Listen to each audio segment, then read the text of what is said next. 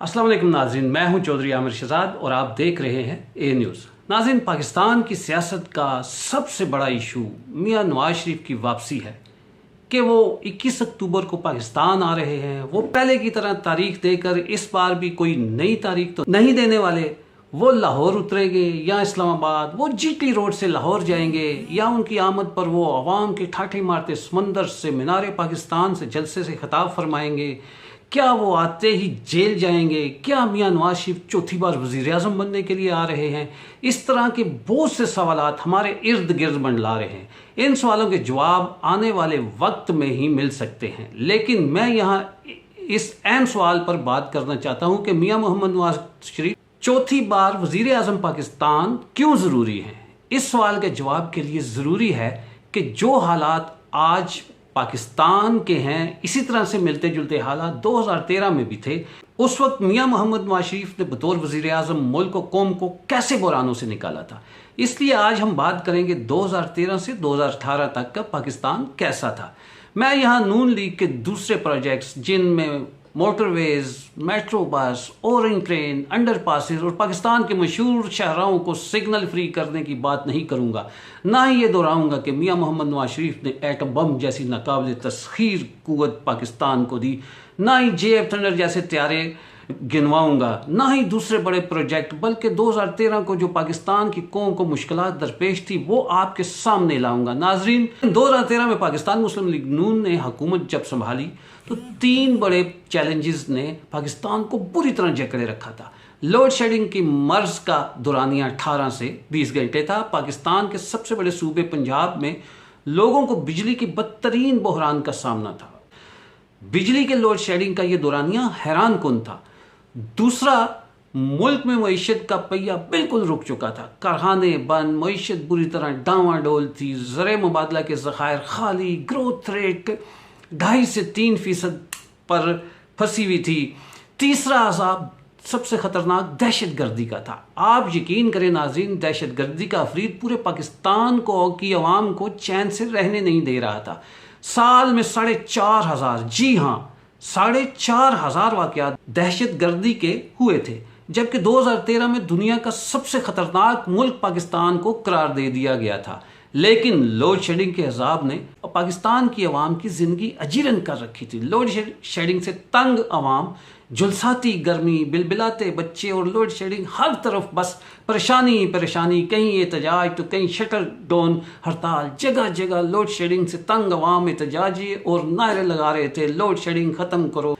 नाज़रीन, ये था 2013 का पाकिस्तान। इन मुश्किल हालात में इंतखाबात मुनक्किद हुए जिनमें अवाम ने मियां मोहम्मद नवाज शरीफ को चुना।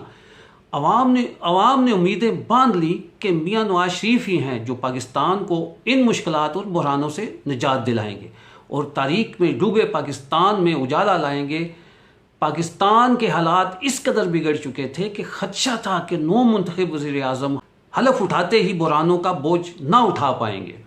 नाज़रीन, मियां मोहम्मद नवाज शरीफ वज़ीर आज़म तो बन गए, लेकिन उन्होंने जो इलेक्शन कैंपेन में आवाम को लोड शेडिंग, दहशत गर्दी से निजात का जो वादा किया था उसे निभाने का अब वक्त आ चुका था। लेकिन ये सब कैसे होगा? खजाना तो खाली था, मुल्क भारी कर्जों में जकड़ा हुआ था, पावर हाउसेस को 503 अरब रुपए की गर्दिशी कर्जे का सामना था, जबकि नए प्रोजेक्ट्स के लिए मजीद पैसे मिलने का सवाल ही पैदा नहीं होता था।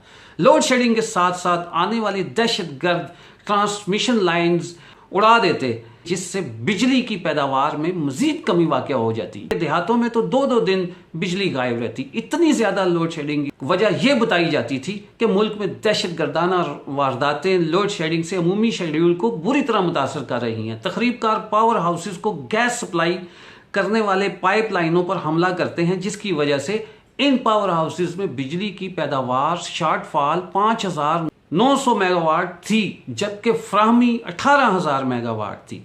हजारों मिलें बंद हो चुकी थी। सिर्फ फैसलाबाद में 500 टेक्सटाइल मिल बंद हो चुकी थी, जिससे बेरोजगारी तेजी से बढ़ रही थी। नाज़रीन, मियां मोहम्मद नवाज शरीफ जब वजीर आज़म बने तो बिजली की पैदावार निस्फ से भी कम थी। मतलब आधे पाकिस्तान को बिजली मिलती اور آدھے ملک میں اندھیروں کا راج رہتا۔ اس صورتحال کی سنگینی کا اندازہ اس وقت کی اخبارات کی خبروں سے لگایا جا سکتا ہے۔ لوڈ شیڈنگ کے اس سنگین مسئلے سے نبرد آدما ہونے کے لیے میاں محمد نواز شریف نے وزارت عظمیٰ کا عہدہ سنبھالنے کے اگلے ہی ماہ نیشنل پاور پالیسی 2013 کی صورت میں ملک میں بجلی کے بحران ختم کرنے کا جامع منصوبہ جاری کیا۔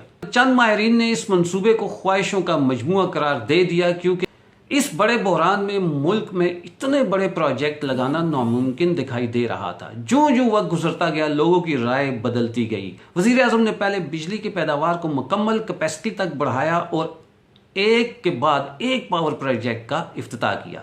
ہر مہینے بجلی کی پیداوار میں اضافہ ہوتا گیا۔ 11 مئی کو نواز شریف وزیر اعظم بنے۔ 2 ماہ کے اندر آزاد کشمیر میں پہلے پروجیکٹ ہائیڈرو پاور پلانٹ کی بنیاد رکھی۔ پھر گومل نظام ڈیم کا افتتاح کیا گیا۔ پاکستان میں پاور پلانٹ لگا کر اور بجلی کی فراہمی کو یقینی بنا کر بجلی کے بحران کو ختم کرنے کی کوششیں کی گئی، اور اس کے ساتھ پاک فوج کے ساتھ مل کے دہشت گردی کا بھی خاتمہ ضروری تھا، جس کے بعد ملک میں تجارتی سرگرمیاں بحال ہوئیں۔ پھر دنیا نے دیکھا کہ جن انٹرنیشنل اداروں نے پاکستان کو دنیا کا خطرناک ملک قرار دیا تھا، وہی ادارے پاکستان کو تیزی سے ترقی کرنے والی ملک قرار دے رہے تھے۔ لیکن پھر کیا ہوا؟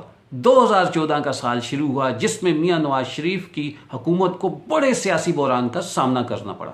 اس سال عمران خان اور علامہ طاہر القادری نے اسلام آباد میں حکومت کے خلاف دھرنے دے کر ملک کو جام کر دیا۔ آپ کو یاد ہوگا ناظرین کہ یہ وہی دن تھے جب چین کے صدر نے پاکستان کا اہم دورہ کر کے پاک چین عظیم منصوبہ سی پیک کا افتتاح کرنا تھا، جس کے بعد دنیا سے پاکستان میں سرمایہ کاری آنا شروع ہونی تھی۔ لیکن عمران خان کے دھرنوں کی وجہ سے چینی صدر نے اپنا دورہ منسوخ کیا، جس سے پاکستان کو ناقابل تلافی معاشی و اقتصادی نقصان اٹھانا پڑا۔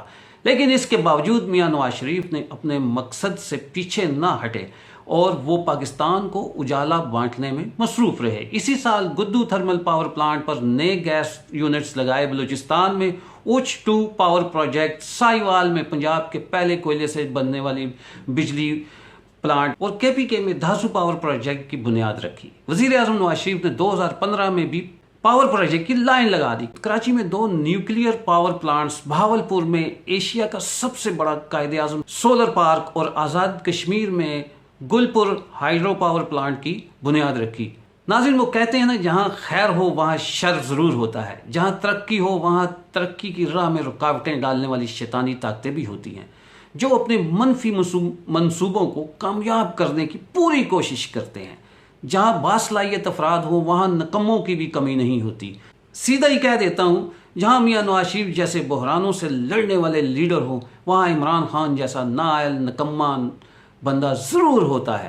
آپ خود سوچیں، یہ کیسے ممکن ہے کہ پاکستان جیسا اہم اسلامی ملک اور دنیا کا 7واں ایٹمی صلاحیت رکھنے والا ملک، جس کو اتنی مشکلات سے شیطانی طاقتوں نے لوڈ شیڈنگ، دہشت گردی اور معاشی تباہی کے دھانے تک پہنچایا ہو، وہ طاقتیں کیسے پاکستان کو اجالوں میں امن و سکون کے ساتھ ترقی کرتا دیکھ سکتے ہیں؟ لہذا ناظرین، اسی وجہ سے 2015 میں ایک بار پھر عمران خان نے دھرنوں کا سلسلہ شروع کر دیا۔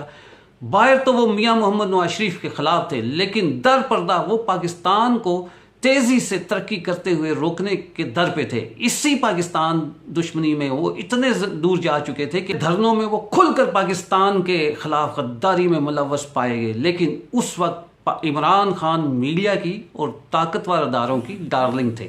وہ کھلے عام اوورسیز پاکستانیوں کو پاکستان میں پیسے بھیجنے سے منع کرتے اور انہیں ہنڈی کے استعمال کا مشورہ دیتے۔ کنٹینر پر کھڑے ہو کر عوام کو سول نافرمانی کی ترغیب دیتے رہے اور بجلی کا بل خود جلا کر لوگوں کو بھی کہتے کہ آپ بجلی کے بل جمع نہ کرائیں۔ یوں عمران خان نے جتنا ہو سکا پاکستان کو نقصان پہنچایا۔ پاکستان کا کوئی اہم ادارہ ایسا نہیں تھا، کوئی اہم بڑا عہدیدار ایسا نہیں تھا جو عمران خان کی بدزبانی سے محفوظ رہا ہو۔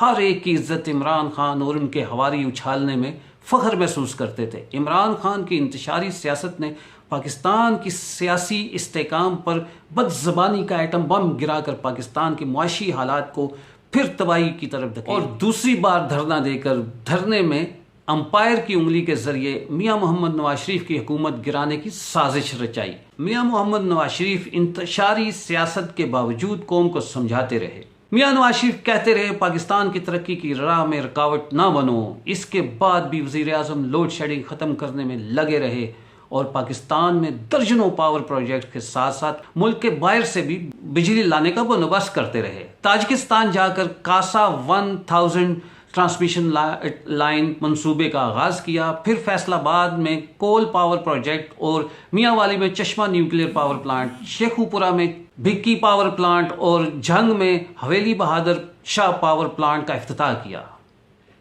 ناظرین، پھر وہی ہوا جس کا انتظار شیطانی قوتیں کر رہی تھیں اور منصوبے بنا رہی تھیں۔ عمران خان کے دھرنے رنگ لے آئے اور جولائی 2017 کو میاں نواز شریف کو ایک سوچے سمجھے منصوبے کے تحت وزارت عظمیٰ سے الگ کر دیا۔